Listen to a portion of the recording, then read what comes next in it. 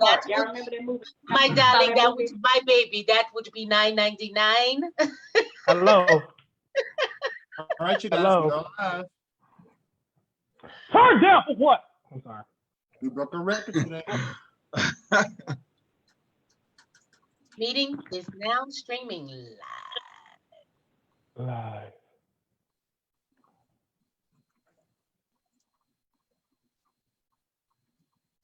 Let's say, I'm gonna try to do a watch party. Am I able to do a watch party from this? Yeah, Yes. you'll be able to. That's what I do. I do a watch party. I be doing watch parties, but then I forgot to get to go back and look and see. And You get can you can do a watch party. You can add people to it. Like when you do it, you can add all your friends to it. That's what I do. I always, when he said he shared it with us, I go back and I add the watch party. I mean, add the friends. All right. We are live.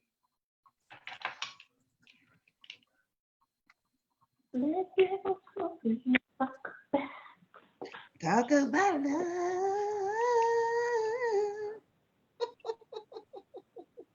That's our song. That's our song. I'm gonna y'all finish it correctly. What, Lord Jesus? There we go.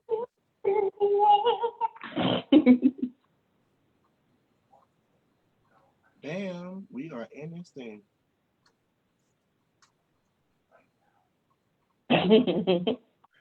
What you laughing at? Oh, that is hot, y'all. I gotta go turn the air on. You're like I see. Scorching me, yeah. There we go. Okay, we're live, y'all. So you can we can start out. You can start your watch party now. What we got? Okay, we got some people coming in. I just shared it. I didn't see the watch party part of it.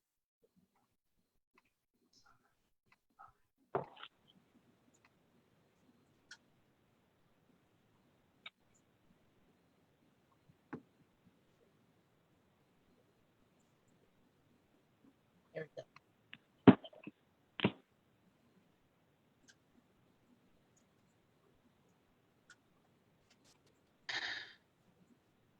Share it again.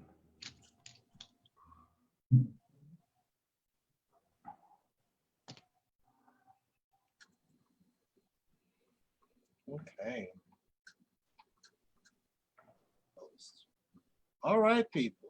And we have our people in. Give a few more minutes for people to come in. And we're gonna get started. I think the only thing everybody can see is just our title page. So that's what everybody can see so far.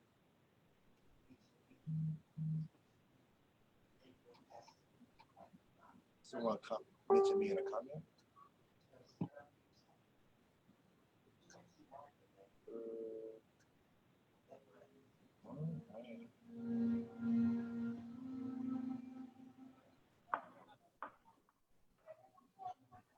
Okay.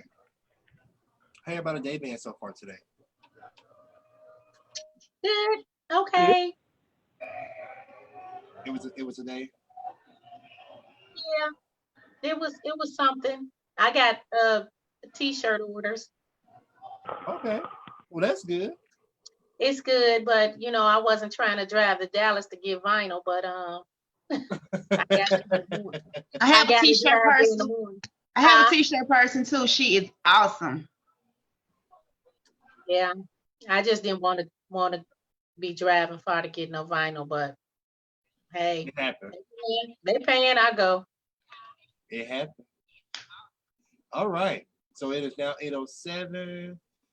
We broke a record today. We actually got on live before 8:15. Ain't that a blessing?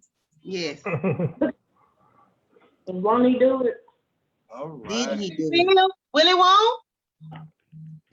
So for those who are tuning in with us, please be sure to share this video. This is our season finale. We're taking a 2-week break and come back stronger. And we want everyone to tune in and converse with us because the topics that we have is going to be hot like fire.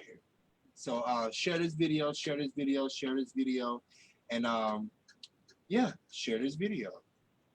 We'll be getting started in 2 minutes at exactly 8:10.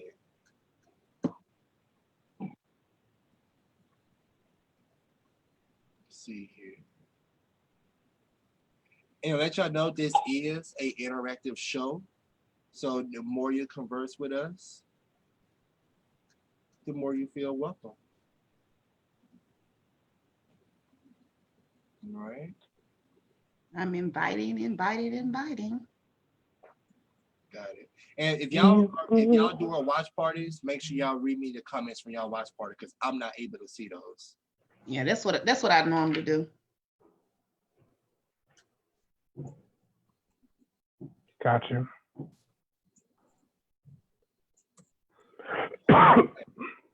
So we're down to 1 minute. We got 60 seconds, y'all. 60 seconds. And then they're gonna be able to see all of us in 60 seconds. Yep, I'm gonna change it back so everybody can see all of us. I'm trying to join. I'm trying to add as many people as I can. I am too. I'm trying to go down this list. I am as well. Let me go get my other phone. No, I don't want it. I don't want to have my laptop here. Okay, so let's go ahead and pop up everybody. Let's take off the spotlight. And we want everybody to be seen. Bam, here we go. So once Facebook catch up, I know when to start. I'm still showing the main screen. We have something to talk about. Yeah, you know it's a delay. Here we go. Okay. And we're If this isn't love, amen. There we go. All right, and we are ready to get started. All right, welcome to our season finale show of We Have Something to Talk About. We have a very, very great show lined up for everyone. Again, please share this video. We want everyone to be able to chime in and interact with us because the more you interact, the better we get. And we have a lot of good topics lined up for you all. I have all of my panel here today. We're all wearing our white and our dashikis and our wigs and our Indian Ari hair wraps and our Alicia Keys braids and our paparazzi jewelry and all that kind of stuff. So we're going to have a very, very good show. I had to get my shade out because we have a very good serious show lined up today to close out our first season of We Have Something to Talk About. I can't believe we made it to 10 volumes. Volumes to us is episodes to you. So we have 10 volumes of We Have Something to Talk About. We have came to do. We did our job. I'm excited. We're taking a 2-week break and we're going to come back strong because we have a lot of things in store for you all for our next season. So let's jump into this thing. Let's go ahead and introduce our panel. Ms. T, since I'm not sure how it is on everybody else's screen, but Ms. T, go ahead and introduce yourself. How y'all doing? I am Miss T. And Kenya. Hi, I'm Kenya. Kenya with the J, Kim, KB, the Black Butterfly. That's me. Hey, everybody, this is your educated Negro, Degro, but I also go by Kingro, and we're ready to put you in the know on tonight. Aaron. hello, I'm Erin Nicole. And our special guest, Shug. What's up, everybody? This is your boy, Shug Pillow Talk. Mm. Everyone know who I am. I am Corte, and we're going to get into this thing today because we have a lot to talk about today. So as I get this pulled up, so how was everybody's day today? How was everybody's weekend? Good. Good. Father's Day was extremely wonderful. So my weekend and my week starting out was just great. Thank God. That's good. That's good. Hallelujah. All right, so let's jump into this thing. All right. First, our current hot minute segment. We have Jay Alexander. I can't pronounce his last name. Queen.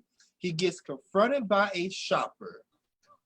What are y'all thoughts? Have y'all seen the video first off? Yes. Okay. Yeah. What are y'all thoughts on this? Attention all shoppers, attention all shoppers. There is a Here. confrontation on aisle 9. Exactly. In the frozen food section. Yes. Frozen food section, exactly. I think she did the right thing, because had he been, I think he's someone of a person of color, but a man's whole life was taken away, and you already out parading around up in the city as if nothing has ever happened. So she called him on his shh, as she should have. I would have. Same here. Same here. I I mean, I think, yeah. I would have did the same thing. I'd have called him out, and because he's walking around shopping, relaxed, confident, cool, and He you looked just like he was with his boyfriend. Oh my God. He did. Did you see the guy that he was with? yeah. And the guy kind of was like, oh. So I was trying to figure out if they was a couple or not. Could be. Because he was alive. You said what? Look Aaron? at this. You said what? Aaron? I mean, he fine.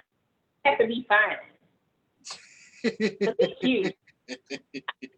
But anyway, I don't know if it was me, if I would have confronted him, because I definitely understand angry. We want answers. So I commend the young lady for even, stepping up to him. It possibly could have turned into a dangerous situation. However, I think she also at the same time took it a little too far. Like, okay, enough, like, you know what I'm saying? Like, she just kept going on and on about the same thing. And so I was like, okay, now at this point, it almost felt like clout chasing a little bit. It was. But, I commend her for even, seeing who he was and calling him out. But I do have a question, though, because as I was watching the video and looking into the comments on social media, they were saying that he was a rookie on the job. Yes. Yeah, he was the rookie one. He was the rookie cop. He was the youngest one. And he was freshly new. Okay. Because that man was just trying to get his Oreos and milk. So, like, I wonder what would have happened if it was the other guy who actually had the knee to the neck. Like, I promise you, he would not be out. He would wouldn't. not be out. I know he wouldn't be out. He can't do it. He can't do a George Zimmerman. He can't do what George Zimmerman do. So, me personally, I feel that, and I'm on both sides of it. Yes, I'm okay with her confronting him, but going as far as getting on the pages system and making a big announcement about it, that was too far. Because if you watch it all the way to the end, you notice she got on the pages system. Who let her get on the pages system? I don't know. Well, yeah. It was. That's too far. Wait, I missed that part. Is that a very I didn't get that far. Oh, y'all didn't get to I didn't see that part of the video. What? Mm-mm. No. It's at the end.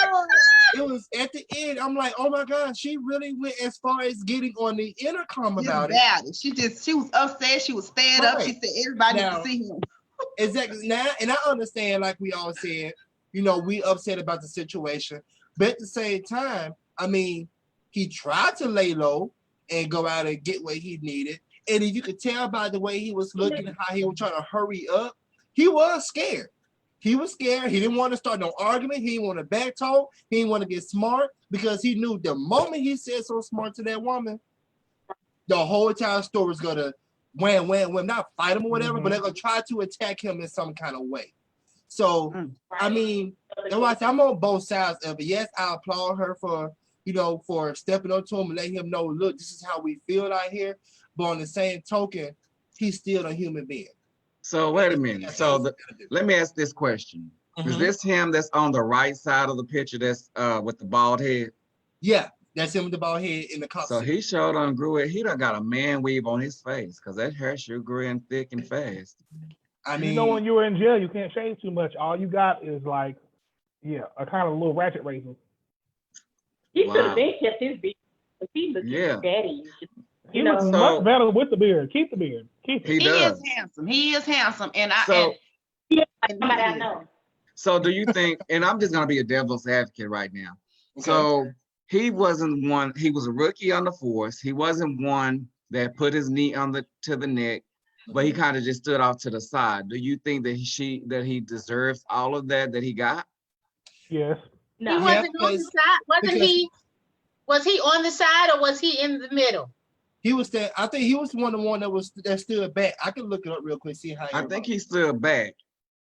Let me see. He My didn't do thing is, anything. He I didn't do think anything to that- intervene. right. But you know, so do you I think think by that he him really, being new, he probably just didn't know all the measurements to take. So he's still learning. He's a rookie. So he just stand back looking, trying to see what's going on instead of him That- doing something about it. That's I think also he part just- of the problem. say this is Um, what my life was.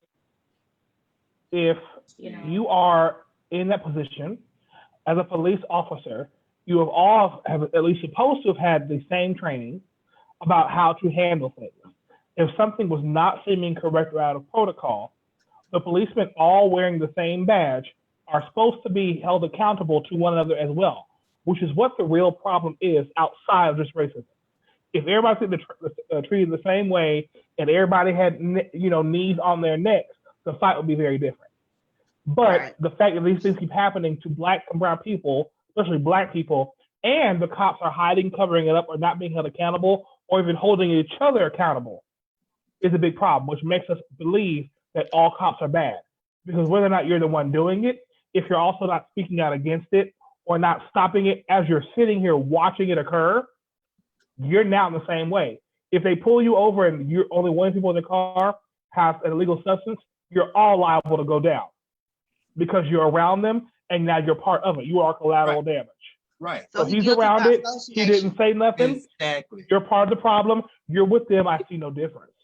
Exactly. Right. He's guilty by association. I mean, and that's the issue we brought up in one of our past videos. We was talking about, should he have said something? What would be the consequences then? Because at this point, is with the way the force is set up, and this is just my opinion, with the way the force is set up and seeing these cops knowing that these people are doing these other cops knowing each other doing the wrong thing, it's a damn if you do, damn if you don't type situation. If you tell, they're gonna find a way to get you. If you don't tell, you're still gonna get in trouble anyway. So it's like, what should you do besides quit your job as a cop? Because you got people who wants to be a cop and want to do the right thing, but then when you see somebody doing the wrong thing and you tell, now you put in a situation and saying, if I tell, I'm gonna lose my job. It's the Right. snitch policy, the no snitch policy And that's that they crazy. That's and, crazy. and yeah, it's hard and it shouldn't be like that. Mm-hmm. But I think morality should take precedence. And it's hard for the good cops. It's hard for the good cops. Mm-hmm. He was actually standing. No, I can't even see this video clear enough. But anywho, let's see here. So we have 10 minutes before 8:30. At 8:30, we have a guest coming in for one of our for one of our topics. So let's go ahead and jump to another topic real quick, and then at 8:30, we'll go into our interracial topic. Okay. Can I go back to something you said that in regards to George Zimmerman? Mm-hmm. Why is George Zimmerman walking around? Okay, now moving on. What you mean? He got away with it. He Why? got I ain't about to knock him out. And see, and that's the thing. And that's the thing. He out here doing book signings and selling merchandise and everything. And you mean to tell me that y'all can't touch this man, but y'all wanted to confront this cop in the store? Y'all need to make all this stuff make sense to me. The That's what I'm outcry trying to wasn't as figure big. out. It don't make sense because I'm like, why? I just ask myself every time I see him pop up on something, why is George Zimmerman still walking around outside? Why? Exactly. Why? What do y'all think out there that's tuning in with us? What's y'all feedback on this? Y'all have any comments from y'all watch parties? Y'all have any comments? No. Tony, you have any comment about what's going on? You have something you would like to say? I don't have any comments on mine. They're just I waiting. don't have any right now. Gotcha. I don't have any right now either. Okay. So I got a Similar comment though issues. by Kenya. Ken, you sure do look like I'm ready for love. You like you I about to am break out. ready for love. All right. Our next topic. Now we're going to our own versus battle. Okay. Okay. So we have theater, music, film versus COVID-19. How are people who are associated with these three genres, how are they coping and how has it affected them since the COVID-19 hit the world? Me personally, it's hard for me to get out there and be creative face to face with the people that I love and the people that love me. Yes, I'm still trying to make way to do things virtually, and it's hard. But I want to get back out there and interact with my people because it's a different feeling when you're one-on-one with your people. It's a totally different feeling. Y'all just moved everything around when y'all switched y'all cameras around. What you got, Kenya? It's hard. It's hard because there are things that I'm finding out now, seeing that my theater that I work at is open, and they've taken all measures of precautions, everything possible to make sure that the cast is safe and the audience is safe and things of that nature. So there are things that we're trying out. We've only been open for a few days, so things that we're trying out. Me personally, being an actress, I'm nervous because it's still so much about COVID that we do not know. Still so many things that's not being told to us. It's still here, and people really think that it's gone, but it's sitting back and it's saying, yeah, okay, and the sneak attack is coming. So it's hard. It's hard. I found out that equity actors, that's in theater, the equity actors can't do anything until next year. Jesus. So it's like any theater such as on an equity theater like Jubilee or Staged West or anything like that, they can't hire, if they open, they can't hire an equity actor. They would have to just hire regular people, which is give regular people jobs, but equity actors, you have that card for a reason. So, and they can't do anything. That equity is closed till March of 2021. They showing Hamilton on Disney Plus on July 3rd. Just want to. I know, so excited. I'm sorry. I don't have Disney Plus, and they took their free 7 days away. I got it. Do you have Verizon? Verizon giving it to you for a year free. If you got Verizon, you get a subscription for a whole year for free. And I'm still on my year. Can y'all let you sign in with mine? Can you share your subscription with us? I'll share with you. I guess Okay. I can. Thank you. Thank you. Then that way we can put it on my Fire Stick, right? Put it on my Fire Stick. I guess you can. Just don't move my movies out my I won't move anything. I just want to watch Hamilton. Gotcha. What kind of movies? Even though I'm a Disney person, but I just want to watch it. And also, let me piggyback on what Kenya said about the COVID. So I was listening to the Steve Harvey Morning Show, and they were saying that there's 9 million people that have been infected or that has COVID-19. 9 million in the nation, and 1 million within 1 week. Well, that's a lot. Yeah, it's a whole lot. As far as musicians go, unlike most of the musicians, I have been able to stay and do my thing. I've been unafraid to go and make my coin. So I'm not ashamed to say I've had a little bit of privilege during this time. Everybody's been losing money. And because I still get paid as a salary for my being a teacher, I've actually been making more money picking up extra gigs here and there that others won't take. Even though they spread us out a bit more, some people are still scared, or they're like, I'm a scab, essentially. And I wear that honor proudly because thankfully I've diversified.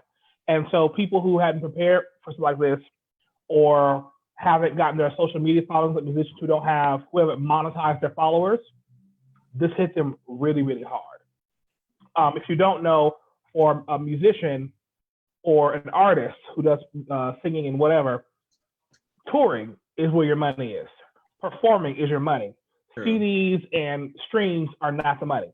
It's very, very small from streams and CD sales. CD sales are dang near extinct almost.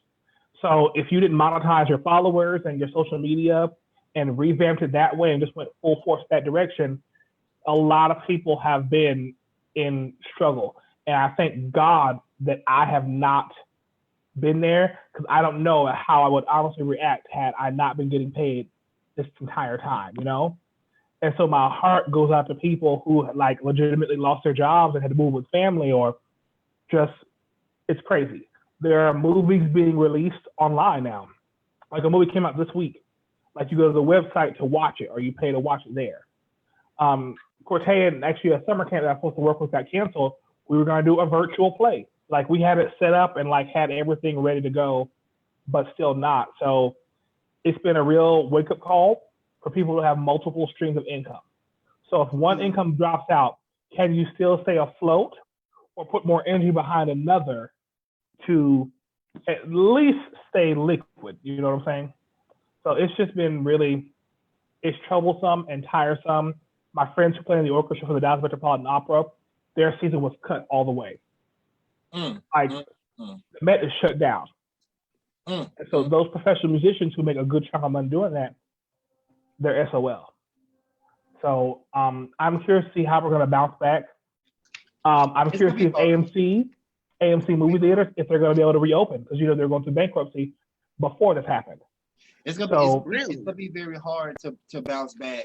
Even after everything is cleared up, I'm looking at this going for another year and a half before we can even be like back to almost 100%. I mean, people don't want to do right. They don't want to sit in the house. They don't even want to wear their masks. I mean, I'm guilty of it. I don't want to do right, but yeah, I'm still doing other things behind the scenes. Like I'm still taking my showers every day, washing my hands, doing this and doing that. So, but are you one of the ones that's out? That's like, I know you're saying you don't wear your mask, but I know I've seen you guys out together and doing things. But are you just out around people? Like, I don't care about, this, because there are people, and when I go to the grocery store and things like that, and I'm suited and booted, and I sit in my truck and I'm looking out like, what is wrong with people? I have to keep asking myself, is COVID gone? And I get this little tap. No, it's not gone nowhere. You better stay safe. So it's crazy, and I don't think it's going to be easy to bounce back. I'm still, like I said, Jubilee is still in this. Please, God, please, gods and. I was supposed to go see a show at Jubilee. Thank you for reminding me. Come on and see one, but make sure you have your mask, because you're not getting in the door without it. I got a few. What you finna say, Aaron? And so a lot of people are asymptomatic. And of course, I feel like the numbers are going to rise because more people are getting tested. Like a lot of people are wearing masks, and you have to filter. But even with that, we were in a meeting at work, and a young lady was talking about somebody that she knew. She was talking about that she knew that tested positive. One person never left their home. They social distance. They stayed, at home, and they still ended up with COVID. And someone else knew actually tested twice for COVID. So I'm like, at the end of, it really shows that it's the unknown. Nobody really knows how you really get it, how many times you can get it. If this person has never really left their home, why are they testing positive for COVID and they haven't been around anyone? Exactly. So it's like, what is it's too much. telling us? What is not telling us? What are the facts? And I think it's all like a testing process to see, okay, this person has been here. Let's get the statistics on that and the statistics on this and just throw it out to the public. But as more people get tested, those numbers are going to rise. So the best thing you can continue to wear masks, continue social distance. I was in Dollar Tree the other day and I had my mask on, hand sanitizer. You know, they have the 6-foot markers or whatever, and every time I moved up, the person behind me moved up closer to me, and I'm like, "You're not 6 feet." And you know, in Walmart, they'll tell you, "Hey, move back." In Dollar Tree, they weren't saying anything, so I openly said out loud, I said, "Oh, y'all must not be practicing social distancing or, you know, making sure that people are social distancing." And I said it loud to let the person know that every time I move up, you shouldn't be able to move up. I shouldn't have to turn the credit card machine to see me put my PIN number in. Right. It's too close. Right. And the worker, he was like, "Well, we can't really force people to do that." And I'm like, well, that's the purpose of you putting markings down if you're going to allow the person behind you, you know, behind your customer. Should have started sneezing. Sneeze to the Let's put a paper clip in this and come back to it, because if anybody, you know. All right. So we'll go ahead and move on to our next segment. Not segment. Why I keep on saying segment? To our next topic. Our next topic is Black Lives Matter versus interracial couples. And with us today, I have a married couple, a married interracial couple. They go by the name of Sheree and Cody Smith. Let's see if they're going to get their video turned on. They don't have their video or sound turned on. Sheree, turn the video on. Turn your mic on, too. mic not on, video not on. What this is, like Alma, check your pack. There it is. Hey, Sheree, how you doing? Hey, how's it going? All right. I ain't seen you since 1976. Welcome. Oh, So let's go ahead and welcome Sheree and Cody Smith to our interracial topic for today. Welcome. Well, thank you. Move in, Cody. Yeah. All right. So the floor is open. So anyone on the panel have any questions for them as far as interracial couple and the Black Lives Matter movement that we have going on right now? I think the question that I've been itching to ask anyone that's involved in the interracial couple, how has this everything that's going on now, has it affected your household? I will say at first it kind of did, I won't lie. And we had to sit down and talk about it. You know what I mean? The biggest thing was that my husband did have a lot to say, you know, but he didn't know how to say it. And he was afraid, you know, he was afraid of saying something wrong. And so, I mean, like, and it did affect our household because he didn't know if he was supposed to stay silent just to, you know, keep the peace, or if he was supposed to say anything. So we were back and forth with that. But I mean, like, it switched over really quick because we sat and we talked about it, and, you know, he let it be known, you know, like he didn't agree with, you know, a lot of the stuff that was going on, you know, and he also thought that, you know, there are great cops out there just as much as there are bad cops out there, you know. I mean, there was a Facebook post that, you know, I shared, a screenshot of what he said and stuff like that. I mean, it affected our household at first, but it quickly made a turn when, you know, we prayed about it and we sat and we talked about it. Okay. Next. My question, I have a question to Cody and were you,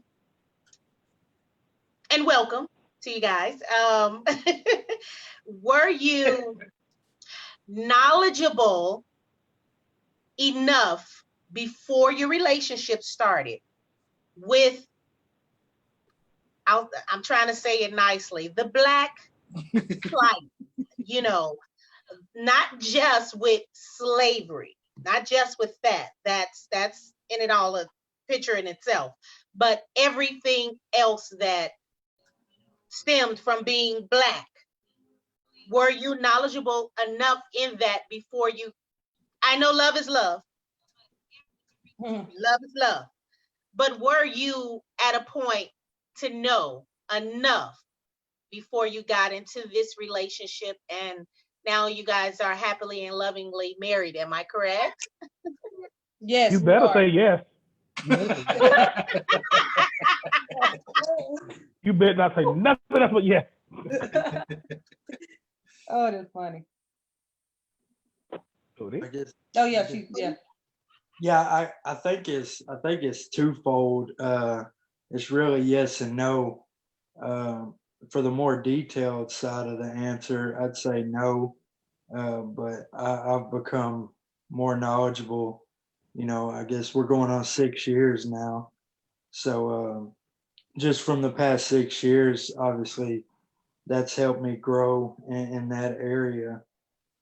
But there's some areas obviously that I was familiar with just growing up around it and being a part of it. All right. Okay. For those of us who don't know, I only know about Cody. Like if I saw Cody on the street, I would know who he was from Sheree's profile, but he would have no clue who I am. So, with that being said, for those of us who don't know your relationship, can you give us some context? How did you meet? Give us the good fluffy details, nothing nasty, until after the show. And then, just give some context. Where did you meet? Where are y'all at now? How did it all come about? Just so we have some context. Okay. Well, we met in high school. I'm not gonna lie to you all. It seems like everybody I dated ended up being my cousin. And yeah, we live in a small town, and my grandma would be like, "Oh, it's your cousin, right?" Okay, so I got to go back to school and break up with this guy. And then my junior year, I just gave up. I was like, I'm done. I'm tired of dating people that's my cousin or whatever. And then the beginning of my senior year, I was just like, all right, I was just like, okay, I guess I'll try to give it another try. And I just prayed. And then being funny, I really was being very funny. I said, Lord, can you please bring me someone that's not my cousin? Bring me a white guy. And I guess you should watch what you pray for, because it actually happened. It actually happened. One of the best things that has ever happened to me is my husband. But it's like I prayed for him by accident, but it happened. And ain't that like a good slip up? You said what? And that like a good old slip up. So let me ask y'all, like, for y'all, his parents and your parents are concerned, how did your family take you guys being together? Because I know sometimes when you date outside your race, it's a big deal with your friends. They have something to say, so you dealing with your friends over here, you dealing with your emotions over here, and then you have your family over here, and then you have his friends and his family and his emotions. So with that being said, how did that? I want to hear from both of you guys, from Cody and you. How did that happen? How did that go about? Yeah, so the initial response from let's say my parents was actually really good, supportive, and they were on board. It was different, obviously, but they were on board with it and very supportive, and they were really eager to get her over to the house, to have dinner and meet and introduce ourselves and all that good stuff. So from that standpoint, it was really good, and we just rolled with it. That's right. Well, with my family, he was my mom's son-in-law before, we even got married. She actually told me I was gonna marry him. I told her I wasn't, But she said it. She was like, I guess she's, mama knows best. She saw the difference, and how I guess I treated him, how I acted and stuff like that. And she was right. We did get married. But I mean, yeah, it was good. They treated him like he was their own and everything. Okay. And what about your friends? I'm good with And their ground. No, our friends, they loved it. They loved it all. Like they loved him. They loved us being together. Because we were in our small town, we were basically one of the only, I think there was one other black and white relationship in our school. So we were loved. We were pretty loved by our friends, especially. Okay. So how do you guys, my question is, how do you really tackle this? What was the conversation like with this last episode with Ray Shard, or even with the George Floyd? How do you start your conversation off? You said that y'all talked and prayed about it, but who approached who in regards to what's going on? Yeah, I approached him. I asked him the question. I was like, hey, how do you feel about everything that's going on? And then that's really how it started. And we just got to the point to where we just had to go deeper into it because, like I said, he didn't want to say the wrong thing. And we get that. But I told him, I said, you should still speak up though. You go from your heart. Well, how do you feel? You know what I mean? Like you need to speak up about it. But I approached him. I approached him about the whole thing. Just I was concerned, about what he thought about things. Okay, so as far as the Black Lives Matter movement, Cody, do you think you was knowledgeable enough to understand what the Black Lives Matter movement mean, or did you have questions? Because I know, and there are some races outside of the Black race would say they always go to all lives matter, but that's not the issue at hand. The issue at hand is Black Lives Matter. Did you kind of get an understanding, and was you very well educated enough to understand why the Black Lives Matter movement came into play? Yeah, I think it's more so than not that I was, just because, from being around it, like I said, obviously this stuff has been an ongoing issue for, X amount of years. And so I'm aware enough to know that it is an issue, and, that Black Lives Matter is the main focus of the whole situation, not just with George Floyd, but with all the past, events that have taken place over the years. And so, just being a part of that and being, having half my family that is African American, I try to stay aware to that situation and, really. And here lately, I've been able to speak, to my fellow peers and best friends, and just kind of see where they stand on it, because I want to try to stay fresh on the topic as well, and kind of see how everybody's feeling, and obviously, because I can only see so much from my standpoint. So let me ask you this, because we're Black. We know what Black people are saying and how Black people feel. How do your white friends or your other white family members, how do they feel? Are they just as sensitive to the situation as you are?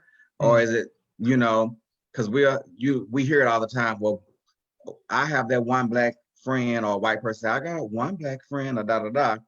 And they feel like they know the whole culture. So how are your friends and family? Are they just as sensitive to what's going on as you are? I think yes and no. I think my family is more so, just because there's a closer correlation to that with me being married into that you know, that race. And then from a friend standpoint, I think it is. I mean, they're definitely aware of it.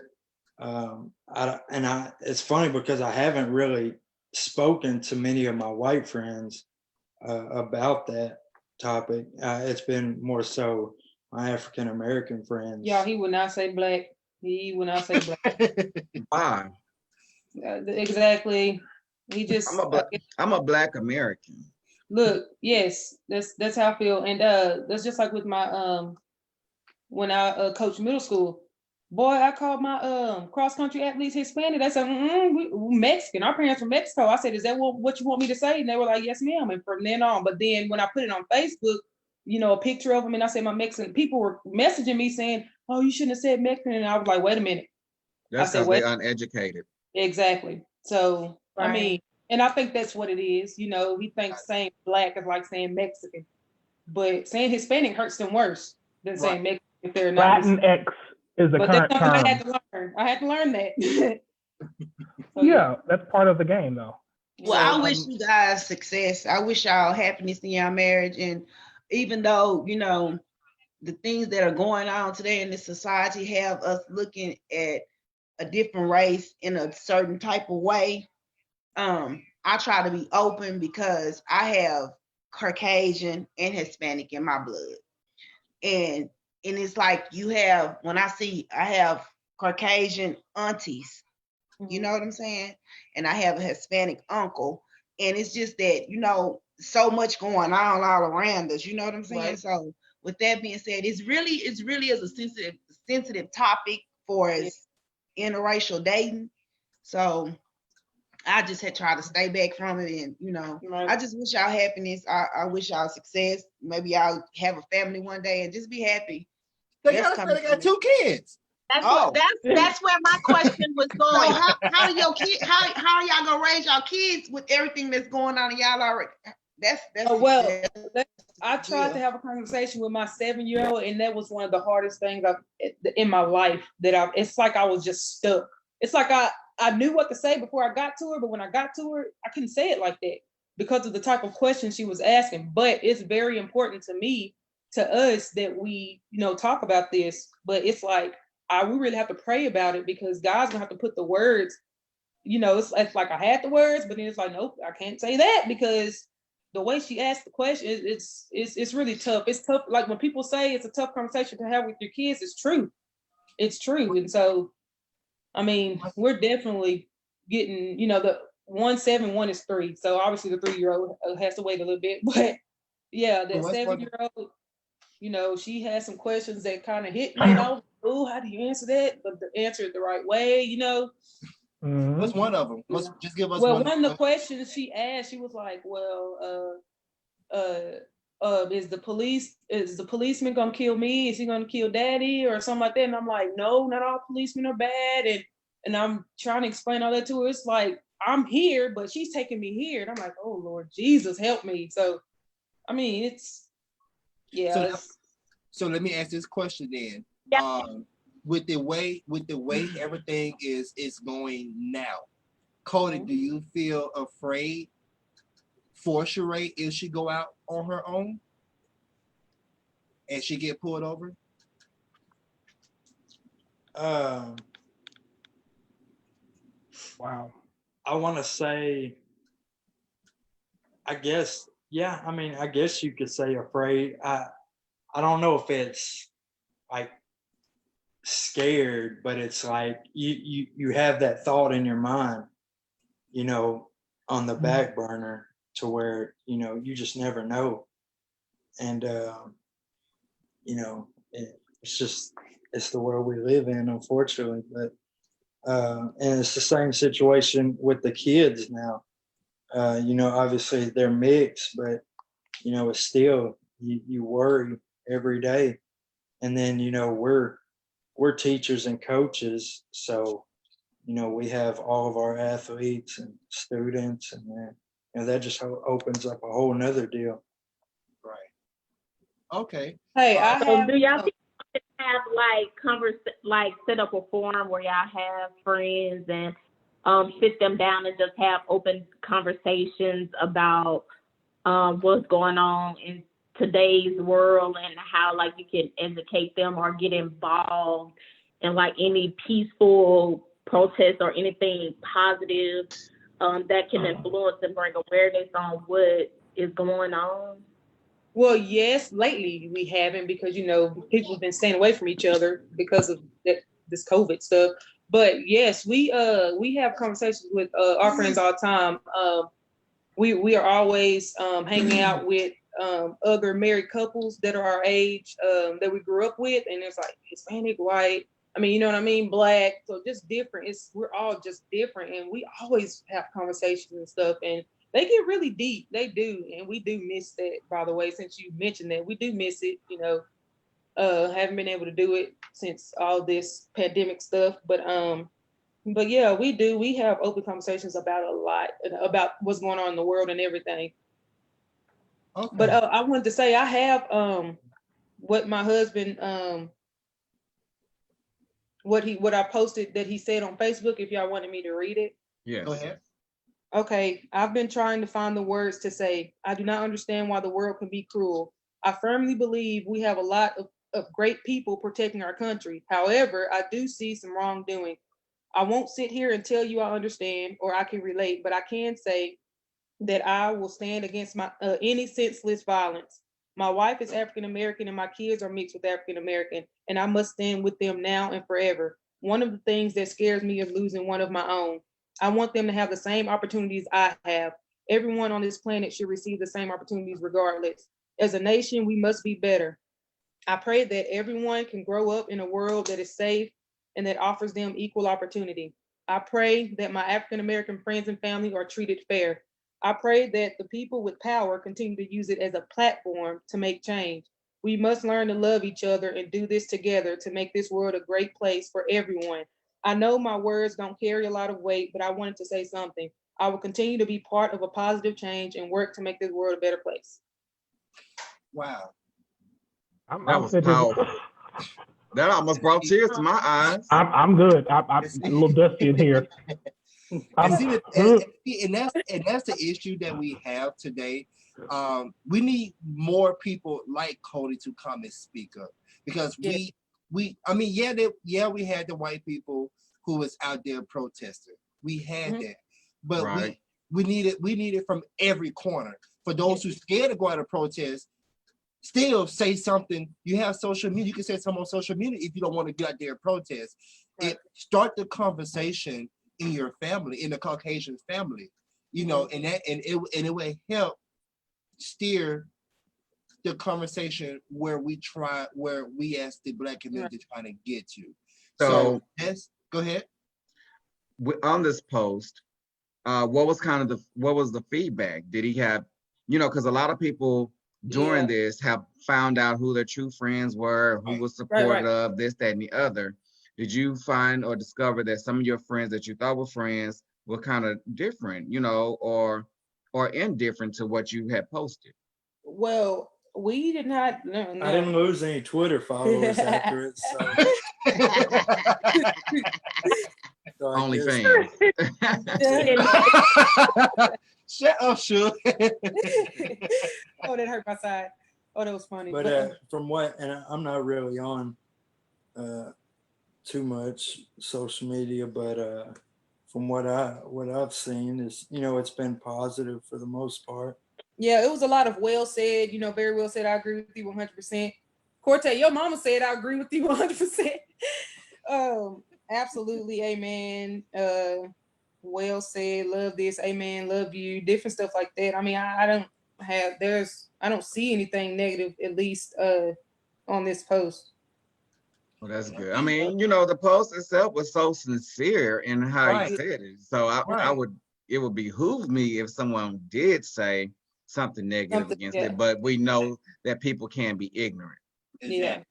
Yep. And then, you know, also people could not like it because they feel some type of way, but they may not say anything. We get what y'all are saying. Right. Yeah. All right. So we'll go ahead and close out. Y'all have any final statements y'all want to give to them or anything final that you all want to give to us, Sheree and Cody? I do. Is this the best friend, Cortez? Is what? Is this best friend? Yeah, this is the best friend that you would try to get me on Facebook about. Later, hey, Sheree. We'll talk later, girl. Oh, Lord.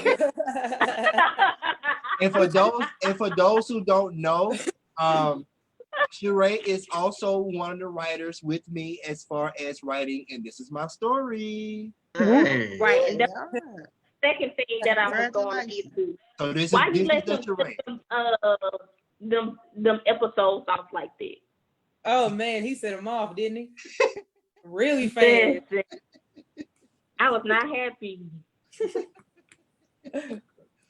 All right. So I do thank you both, Sheree and Cody, for coming on and giving us insight from an interracial couple standpoint. It was very informative. It was very deep. It was very personal, and I understood. We hope people out there who's tuning in got a clear vision as to what goes on in an interracial marriage, interracial couple mind when it comes to the situations that's going on now. Thank you all for coming on. We appreciate it. We all love you, and we'll see you in the near future. All righty. Thank you for having Appreciate you Thank guys. Next season. Next season. us. All right. Bye. Bye. Bye. Oh, do you got any single brothers? Cousins, uncles. Shut up. So y'all, that was Sheree and Cody Smith of that was our interracial marriage couple guests for this segment. So any feedback y'all want to give on this topic before we move on to our final topic of the night? I'm trying to figure out what David in the comments was talking about. See, I didn't know what he was talking about neither. His comment in the group me on the live said, "Life is sacred. That's my view. I'm not focusing on race because that's racist." Do anybody know what that is? Drop that. Just trust me on that. Leave that alone and move on. Oh. Bye, David. Period. Period. No. All right. What'd you say? Say Liz. All right. I did have one more thing that I wanted to ask, but after she read that nice piece from him, I was like, okay, shut up. What was you gonna say? What you gonna say? I was going to have him break down that even though they're in a relationship, they're married, they have children, and you know, his privilege still outranks whatever they have. Mm-hmm. And how does he feel about that?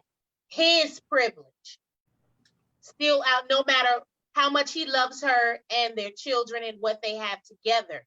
His privilege outranks that. And any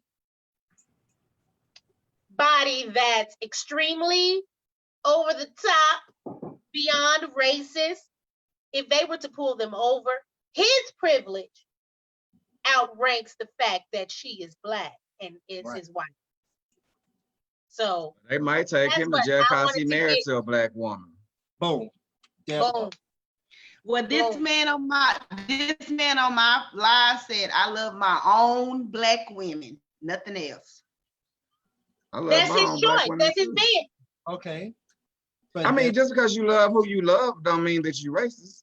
It don't. That's a whole separate conversation. I was gonna say we didn't ask for that kind of comment for what we're talking about right now. But anyway, bye, Felicia. Moving on. Bye, Karen. All right, let's go to move to the next topic before we have to put some gas in this stove. All right, next topic. Your people look like they looking for heat. We fit the ruffle feathers with this one. All right. And we got it. Black Lives Matter versus the LGBTQ. Oh my goodness. No. Here we go. Lord have mercy. Y'all ready for this again? What the rest of them? Ooh. I have thoughts and stuff. All right. Look at you. So, The floor is open. What we got? The floor is open. What we got? Let me put my feet up.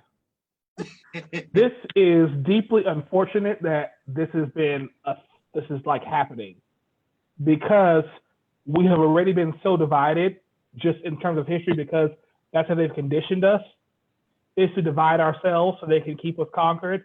That when this movement is happening, yes, Black people have issues with lesbian, gay, bisexual, transgender, every alphabet that's over that direction. It's a problem for conservatives. And it's still considered taboo, especially down here in the South in the Bible Belt. So dealing with all that, it's like, that needs to be addressed. But at the same time, at this moment, it's like we have to pull ranks, like all together. And the only way I can really verbalize it is by referencing I Love the Show Pose. Everybody hated Electra, all that foolishness, right? But when she had a situation with a dead body and she had to take care of it, everybody who was fighting came together to like help her try and deal with this. Although as soon as it was over, I don't like you, you don't like me. When it came time to handle a serious action, they all bowed together. And so I would hope that once we figure out where this particular eruption of consciousness is coming from us Black people, that then we can also move into addressing and being more open about having discussions and figuring out how to love and respect one another. But trying to fight about this now is not good. And the fact that we have transgender people being murdered at the same time is like, are you fucking kidding me?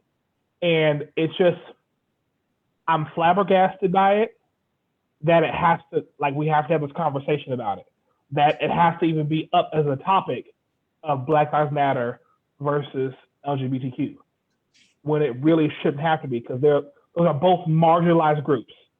And then you have Black LGBTQ. Then you have with the LGBTQ, you have transgender, which is a whole separate, like, everybody has marginalized areas, and where we need to be together, at least for a time, we're already relaxed and calm down to where we start biting at each other again, if that makes sense. So it needs to occur, but it's just, I don't feel like I do not feel like bringing it up, saying, but what about us at this time is right. You know what I'm saying? I get what you're saying. I get what you're saying, but I'm not sure I'm verbalizing it correctly. But the only reason why it came up, because it seemed like it's happening more now that the Black Lives Matter is going on.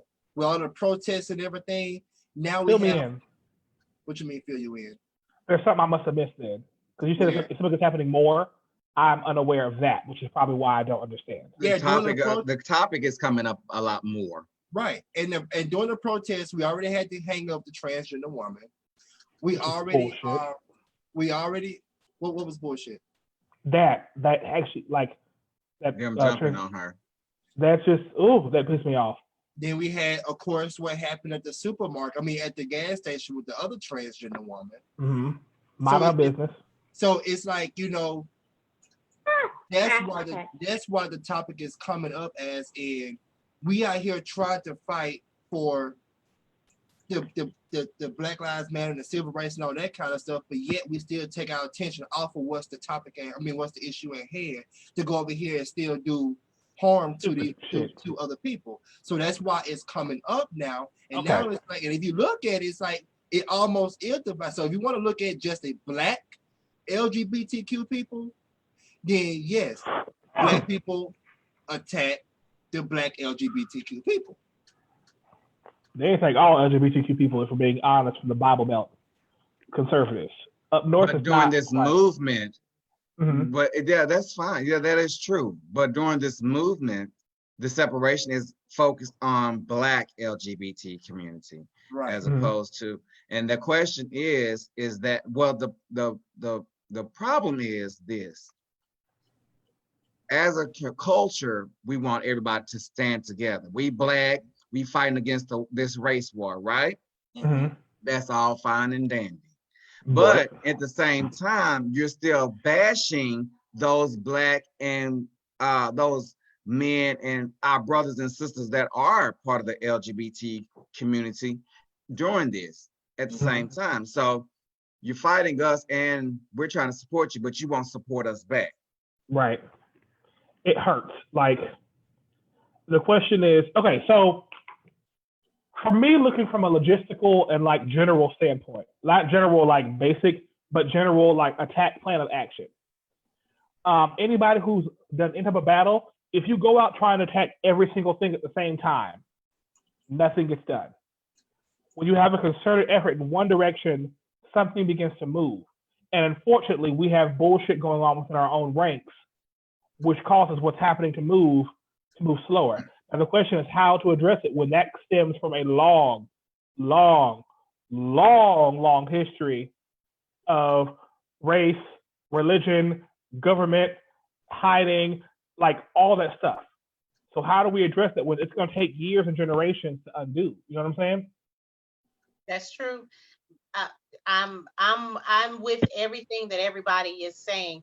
First thing is, Corte, could you send me that picture? Cause I need to paint that. I need that picture too. I'm Okay. gonna put it on my page. I'm about to say I like that picture a lot. I'm not gonna lie. I need that picture. And my thing is, it says Black Lives Matter. Black lives. It didn't say Black heterosexual lives matter. It didn't say Black homosexual lives matter. It didn't say Black only men matter or Black only women. It said Black lives matter. So me seeing outside of everything that's happening and not looking at the actual what's going on, as King said, it comes from a long line of things. Like right now, the big topic is Black on Black crime. It comes from a long line of things, and that is not important right now at this moment. We're talking Black Lives Matter as far as police officers killing unarmed Black men, women, all of that. This is what we're fighting for. But because it's so engraved into us to nitpick and every little thing that our own race does, everything.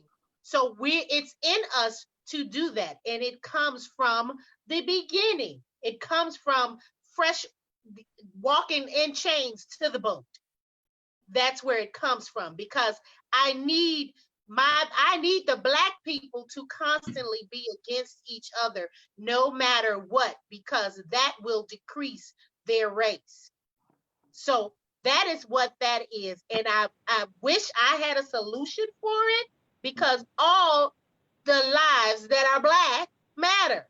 Right. You know, Right. It doesn't matter if you're gay, straight, if you an alien and you Black, your life matters. So that's what we're fighting for. And I think that it's going to take a lot of reconditioning the minds of people to realize that, hey, we in this together. No matter if you got your tallywagger cut off and you put it on somebody else, we all in this together because we Black. It's very complicated. It's extremely nuanced and complicated. Like, for me working in education, there are some coworkers I cannot stand. But when it comes time for policy to be that addresses all the teachers on the campus, we stand together. I don't like you any other time, but when we're voting for this policy, my personal feelings towards you as a colleague can't go away from the bigger picture of like what we're doing. Now, once this is passed and we get all this raise and all this supplies, you and I got to have some other conversations. But as of right now, at this moment, while this is occurring, we got to move as one. And it's like that family mentality. If you have family like mine, my dad is one of 13, and my family is ridiculously large. We will fist fight and try to run into it with cars. But the moment somebody else has to step in and talk about us, excuse me, don't run up over here. I'll beat my cousin up. You ain't got that right. You know what I'm saying? And it's unfortunate, but it's also that same family. Like, nobody's gonna do it, and then we come back and fix it later on. And it's just, I keep saying it every episode.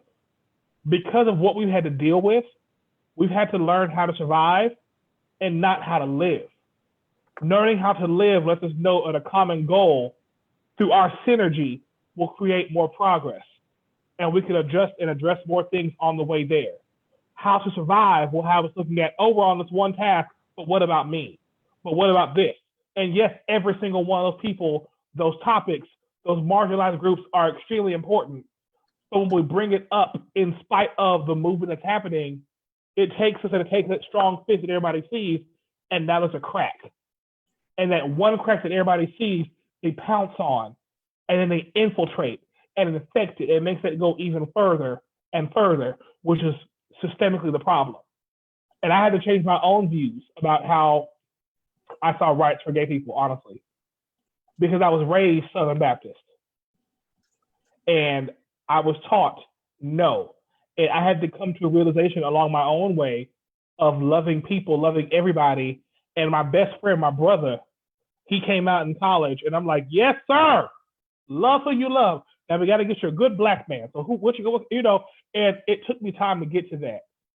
But I don't like that we have to have a versus rather than it's a part of. If we're at adversaries with each other, how are we going to move forward to take on the adversary that's in the government right now? And that's the issue as to why it is titled Black Lives Matter versus LGBTQ, because that's the way it comes off.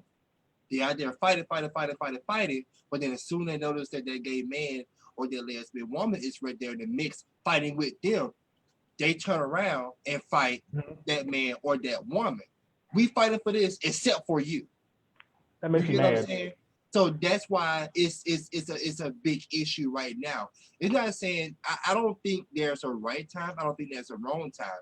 But the question at hand is, when is the time? Because when the LGBTQ do try and fight, no one listens.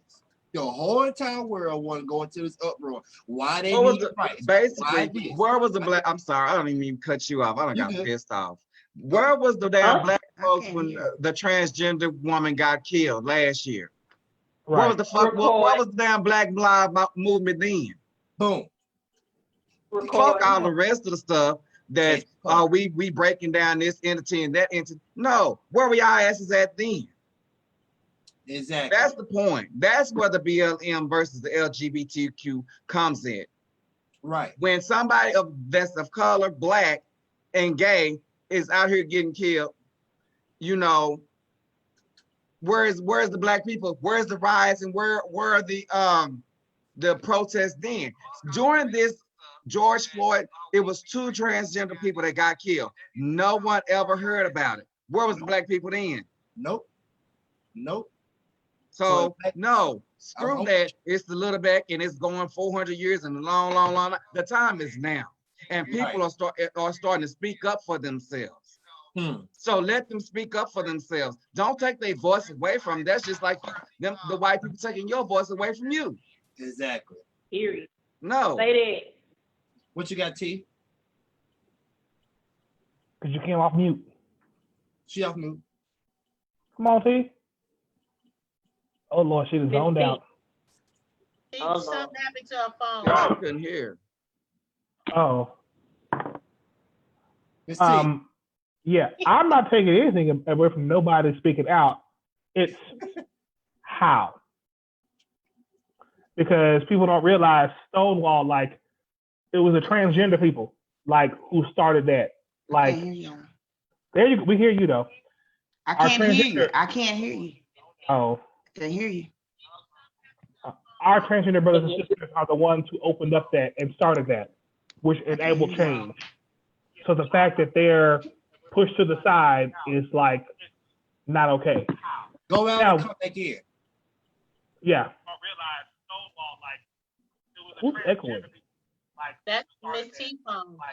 Oh. Somebody fill me in on what happened with the 2 transgenders, because I don't know anything about that. That wasn't covered on the news. I don't know anything about it.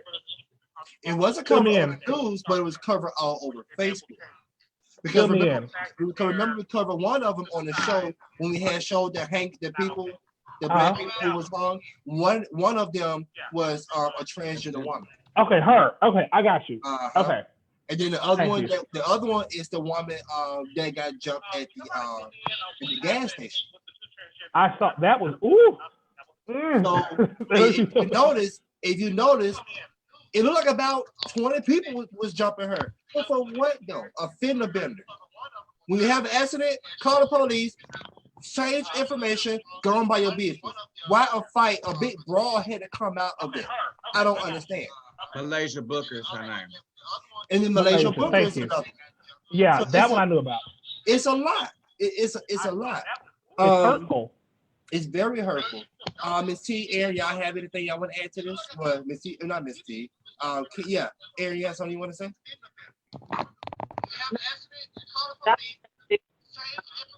Oh, your audio is cracking. My You might audio, have to text them. my audio doing something? There we go. You good now? Yeah, I don't have anything to say. You guys have pretty much said anything that I thought.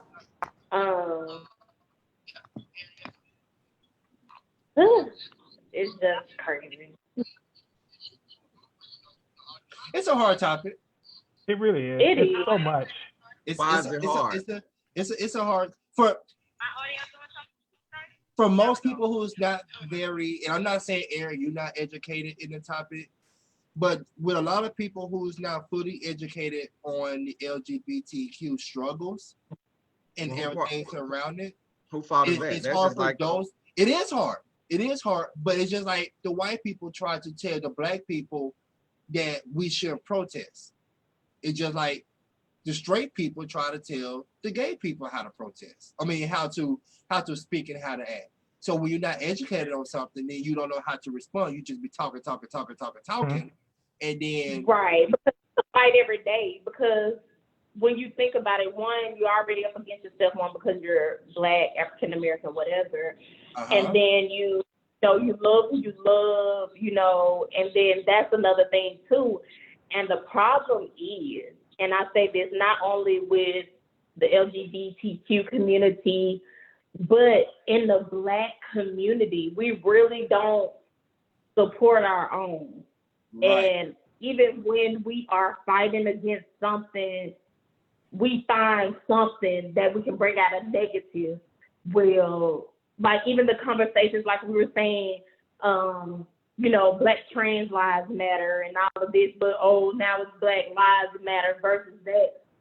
Like, we all really fighting the same fight because we're Black.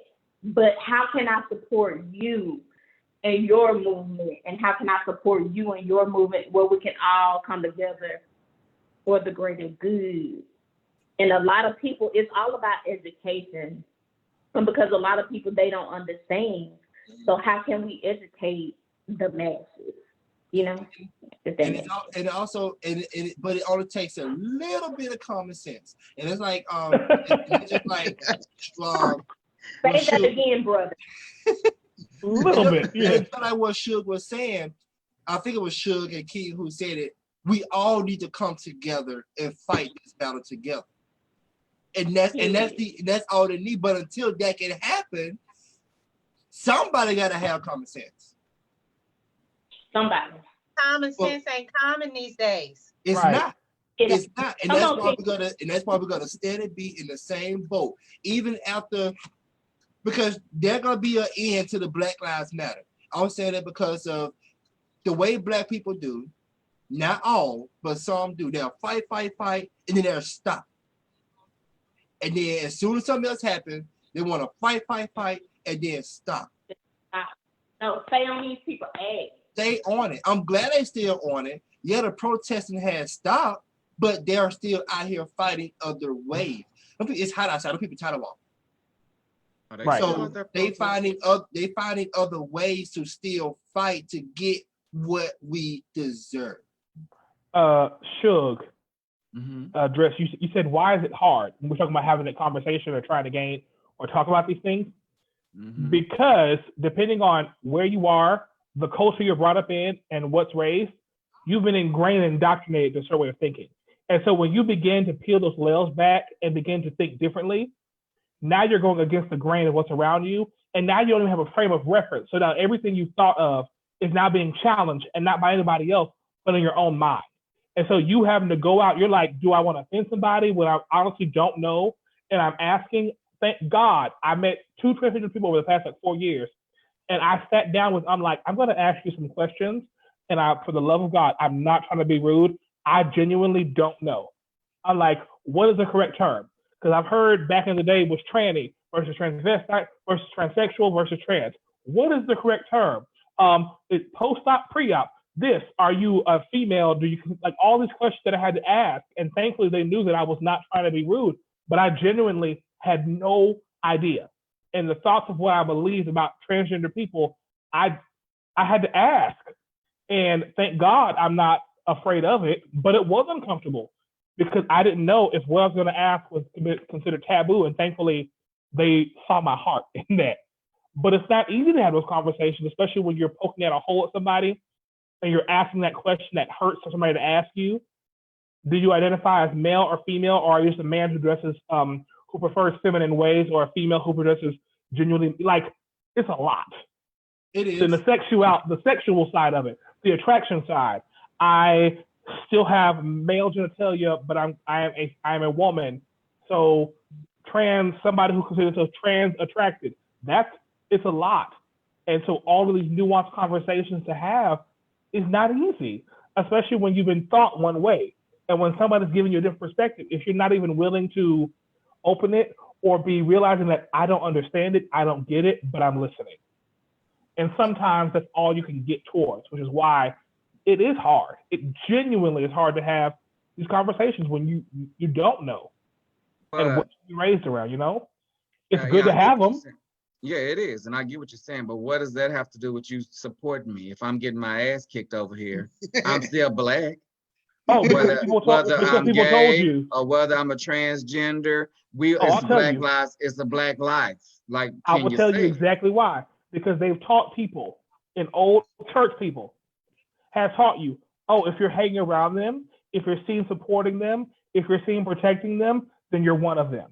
And if you're not okay with being seen as one of them, then you won't step in for fear of being ostracized by your own people. And that's another fundamental flaw. And that's where that 1% of common sense come in. That's where that 1% of common sense come in. Because if you're gonna sit up here and allow somebody to get their ass beat, damn near killed, because you scared somebody gonna say you're gay, there's something wrong with you. Something wrong with you. Yeah. So at the end of the day, it could be a white man that's beating somebody, and you gonna just allow him to whoop this black man because you don't want them to say you're gay. That's where that common sense come in. Exactly. And that goes back to what we were saying earlier about the police officer. Should he have just stayed there and watched, or should he have jumped something or done something? Mm-hmm. So that's there. I think he was just trying. I think my opinion of it.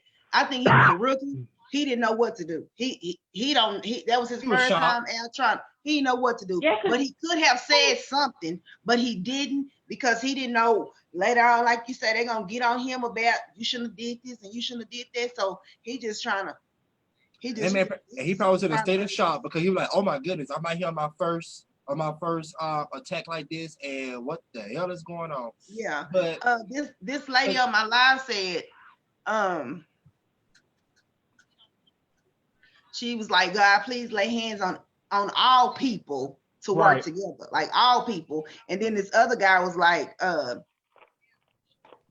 he said that that's a lie from hell. Like, no, if you see somebody being attacked, you help them. Who cares? If they whatever. Who cares what they are? But it doesn't matter. But see, everybody doesn't think like us. This panel right here, we we are a set aside group of people. So we have the morals to say, hey, hold up, wait a minute, that ain't cool. Even call the police, anything. We have that moral. Not everybody else. Like King said, yes, I was born and raised in the Sanctified Pentecostal Church. I was too. And the teachings that you get, right. Well, if you do this, then you this, and then, and they put you in that, and this is the no, and you're bound to hell.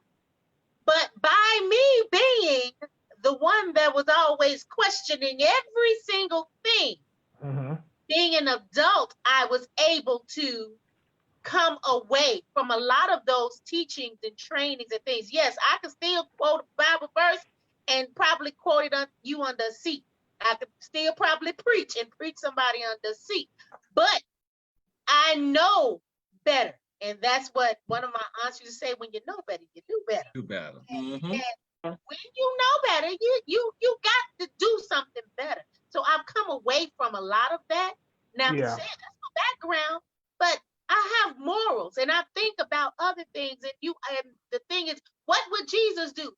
Well, you sitting here judging this person right here, and you talking about this person over here, and then you actually hate this person over there.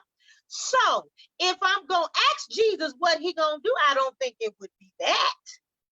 Right. So Amen. so that's where I had to pull away from the church and the organized religion and get my own relationship and figure out, hey, we all humans, we're all God's children, we're all made from the Creator, so we all need to love everybody. There's not no one person that, we can't love them because they. Right. No. But see, I'm not gonna talk about the church because the church has so much corruption and homosexuality in it, so they really don't need to have no. But that's they don't where have all, nothing to that's say. where They all can't of tell that me nothing. mental play stems from, with us as a Black nation coming up. The church was the Bible was given, the white Jesus was given and was told to have, and then all of the different scriptures in there was fed to us in a way to keep us in a certain spot. So our outlet was the church in the backwoods, and to listen to the pastor scream, "For God so loved the world that he gave his only begotten Son," to get all of those and to sit there and listen to all of that and say, oh, well, we got to do this and we got to stay humble. The slave has to stay humble under the master's hand, because that's in the Bible too. Okay? So it all stems from that. Everything that we have that second thought, well, should I, or this person doing this, it all stems from the organized religion that was placed upon our back when we got on the boat. That's it, that's all. Come on, so Light. that's the kind of stuff we have to pull away from. But at the same time, when people gonna realize right is right, wrong is wrong? Right. What is right and what is wrong? What is right and what is wrong? So and that goes That's back. Helping your brother or your sister out. That's what's if right. I don't see what's you as wrong my brother is or my staying sister. When then you wrong. But that's not to say, like as I'm saying, like everybody's sense of right and wrong is different. Well, let's not say this Black Lives Matter bull crap. That's the problem. We're talking about the conversation is hard. Like, no, it's not. You gotta grow some balls and tell a person where to get off or get on or suck a dick But or you see, not.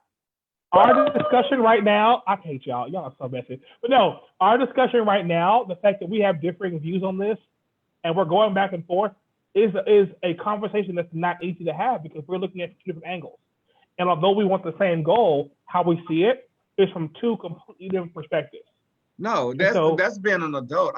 We can agree to disagree. I'm not saying that you have to agree with me, but we can still have the conversation. That's what's wrong. People don't want to have the conversation for fear of the disagreement. I don't have a problem with disagreeing with you. Exactly. Because at the end of the day, we have our own opinions. Yeah. But at the same time, don't come to me talking about Black Lives Matter when Black lives don't matter.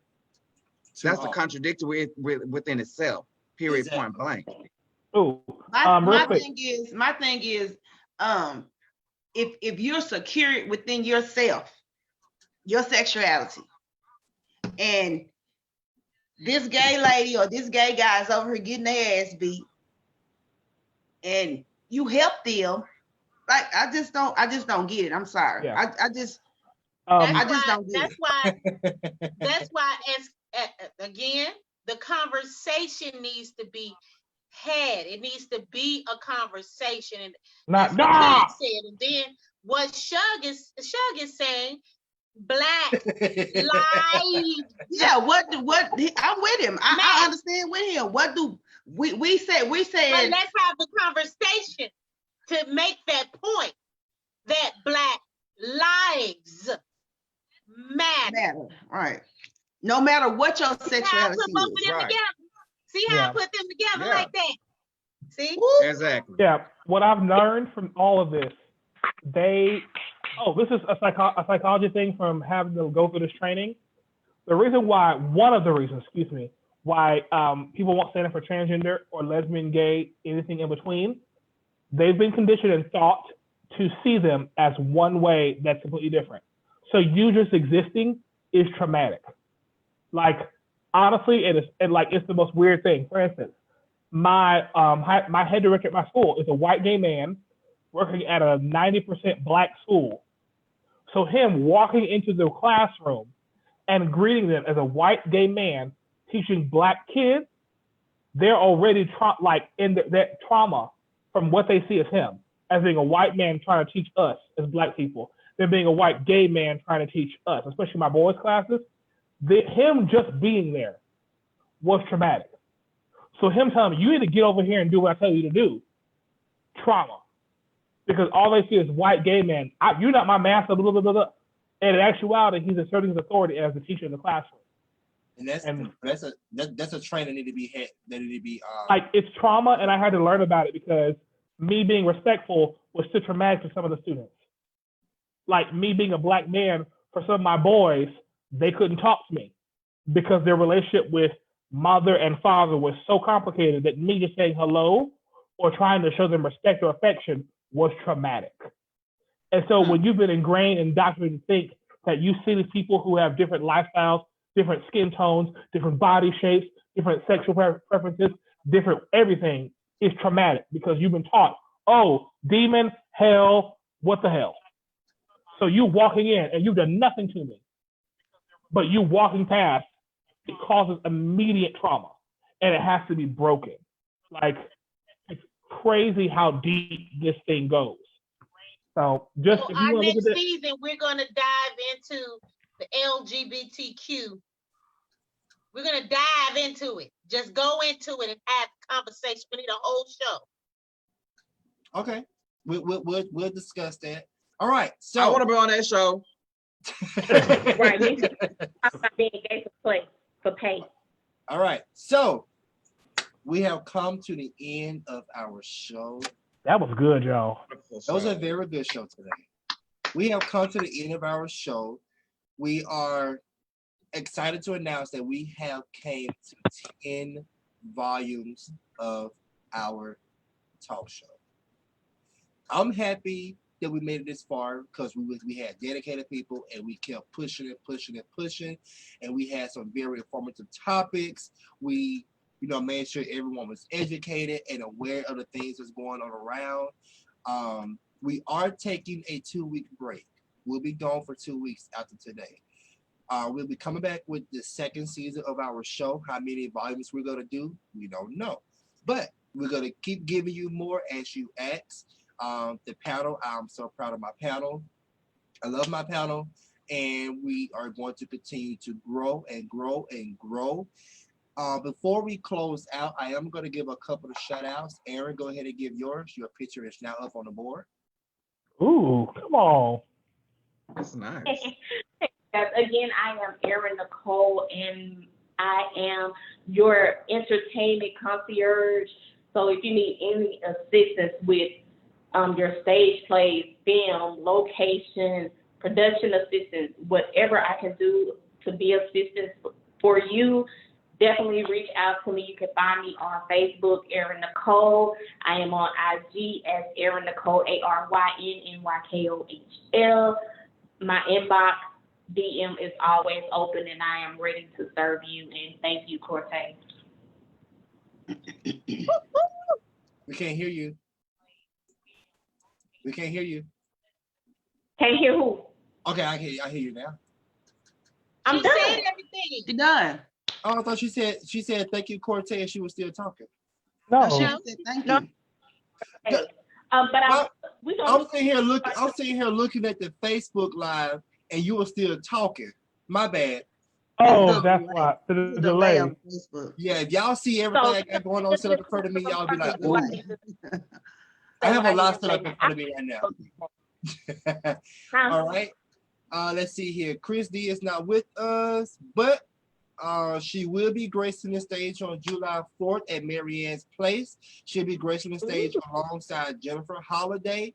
So if you're in the area, all the information is here. It's also posted on our Facebook page.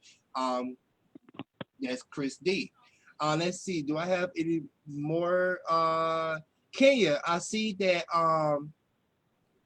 Jubilee Theater opened back up this past Sunday. Do you have any information for future productions they got going on and what you're doing?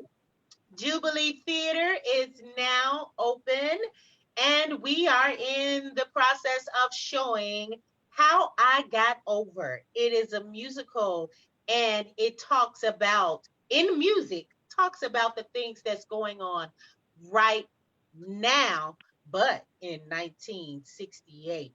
It's a wonderful musical. They have fantastic voices, and you need to get your ticket. We might have a sale. We might have a sale coming. Oh my God! Oh, Are you in that production? I'm sorry. Are you in that production? I am not in this production, but if you come on the weekends, you will see me at the box office greeting you when you come in with my face mask on and my gloves. Two snaps. You can go on the website www.jubileetheater.org to get your tickets, or you can just find the telephone number on there and call, Chad. Okay, Miss Cleo. All right. All right, Miss T, what you got? What you got from QVC today? Well, let me see. QVC, light, y'all. Each and every one of y'all can go and get this ring light. They were very inexpensive, and they're really volume and light. So I am Miss T, the Lady Barber. Also, I am an actress. I am a radio personality. I am part of the Stars of Dallas. I'm also part of Vid Chronicles. I am a business owner. I have a barbershop. I have a cleaning service called Divas with Brooms and Mops. I forgot to tell you guys that. Also, I sell sage. You have 3 4-inch bundles for $10, or you can get 1 for $5. I also sell adult pickles. Somebody sent me a message say how much you cut hair for. I'm gonna let you know. I'll let you know. Okay, business. Also, we're getting ready to work on this. I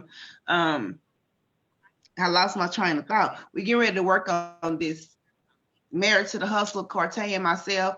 The COVID kind of pushed us back a little bit, but I'm ready and I'm willing and I'm able. And you can follow me on Instagram at Miss T Lady Barber. That's MS.TEE Lady Barber. You can follow me on Facebook, as you're doing, and Latasha Miss T Thompson. I'm open to conversation. Hey. All right, King, what you got? I am living my life. That's all I got going on right now. I'm still doing voice lessons. I actually picked up 2 more clients teaching voices. If you want to get your voice together, hit me up. I do travel for that. And you can also come to see me. Styling in classical, jazz, R&B, and gospel are my fortes. So, master's degree in voice from SMU. Come with your training or hire me, and I got your back to help you with your own group. All right. And we got voice. You train people voice to sing? Yes, You're a ma'am. voice coach? I need Yes, you, ma'am. baby. I Yes, need ma'am. you. all right. And Shug from Shug's Pillow Talk. What we got?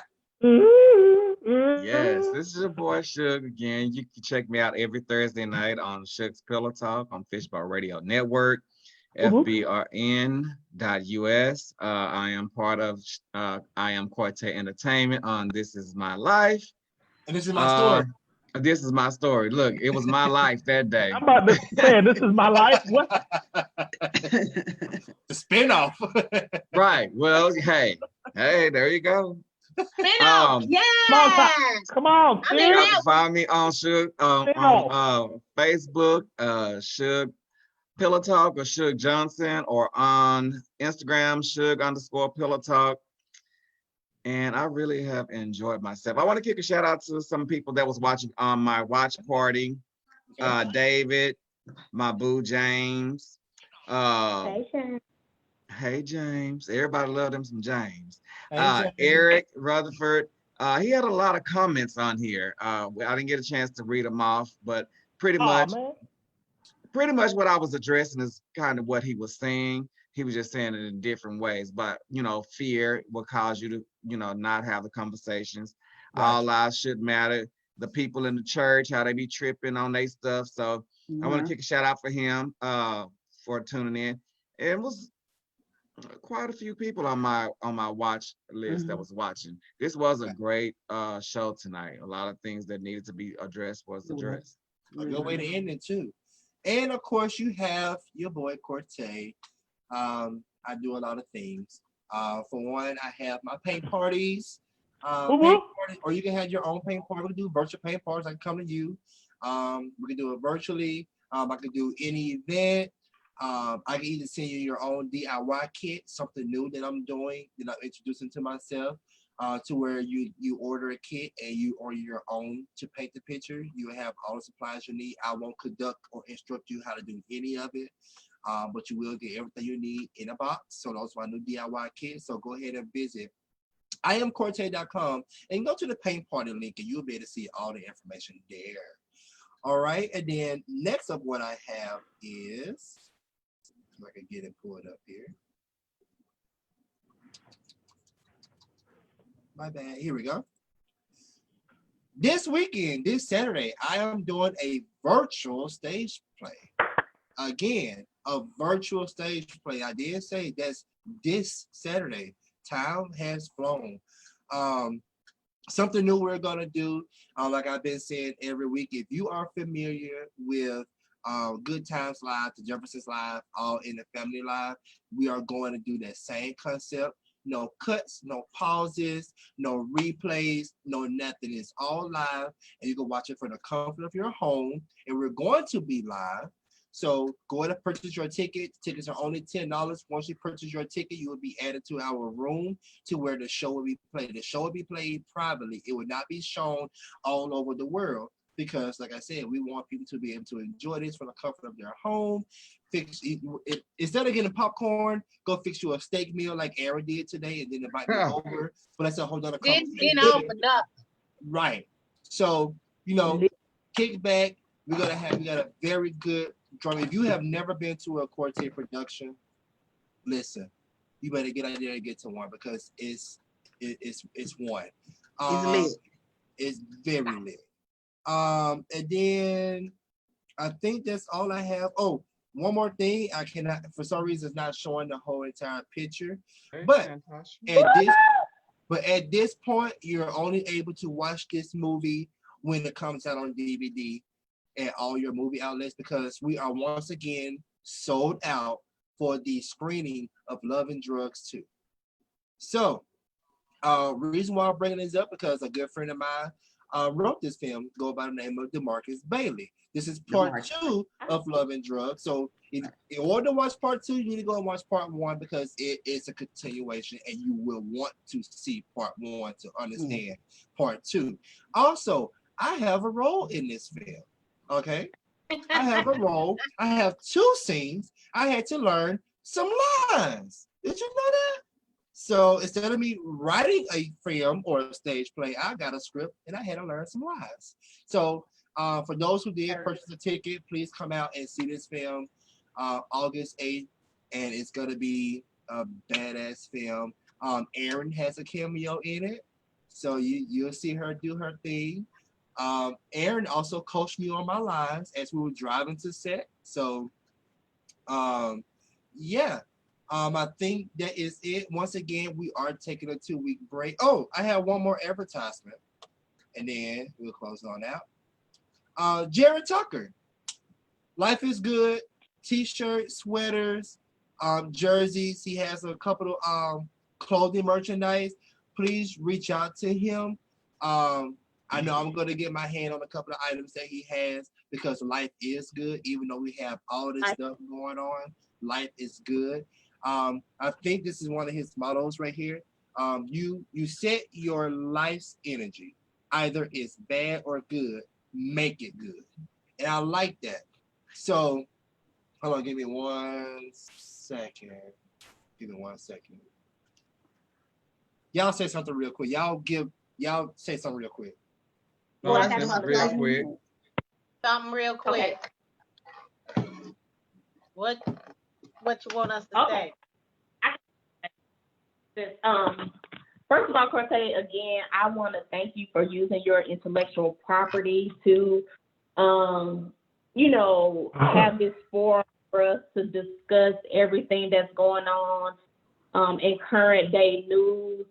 I'm so thankful that you use your intellect to stay in your own lane. And every time I turn around, you are pushing the bar.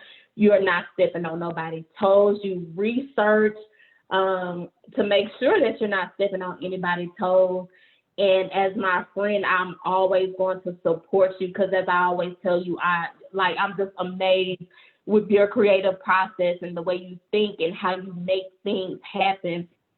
And where I'm from, you don't really see that too often. And I always tell you, with the things that go on your mind, you always have multiple streams of income.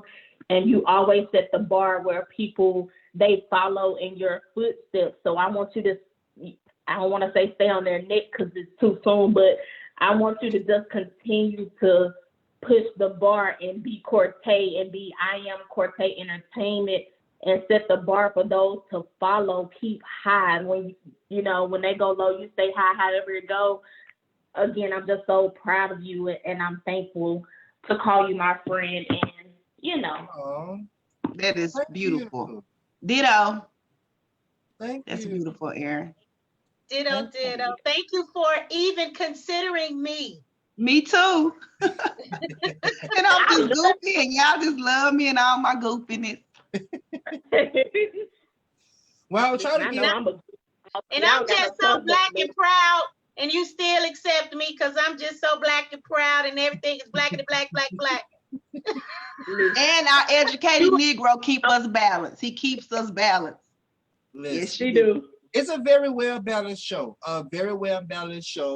And I will say this on live because as soon as live over with, I'm gonna get at somebody's ass. So, but anywho, I tried to get Jared to come on. He I asked him to come on and advertise his merchandise line, but for some reason he's not responding. He just asked me when to come in. I told him now, but he haven't came in yet. But yes, this is Jared Tucker. Follow him on Instagram. Life is Good Clothing 214 on Instagram, and there you'll also be able to order some nice clothing that he has. I'm gonna get me a couple of things. I advise all of my parents to do the same thing. I advise everyone out there who's tuned in to do the same thing. So this has concluded our show for this week and for this season. 10 shows in, and we'll come back in 2 weeks, and we'll be stronger and better. In the words of Imani Van Zap. If you don't know her, listen, she is a fool. You watch her too, David? Imani Van Zap.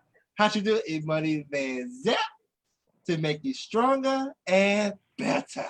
Y'all need to send me this information. I need to know who this is because I like this. I'll reach out to her so she could come on the show for today, but she didn't get back to me in time enough. She just got through an interview with Coco from don't kill me. SWV. From I'm about to say, bro. So yeah. We thank everyone for tuning in with us each and every week, every Tuesday. We'll be back in 2 weeks, and don't get me wrong, but I think it's July 14th. Sure. That's the week of my birthday. So we'll be back. My birthday. So we'll be back. Y'all need to have my birthday. Be back that week. We'll be back that week.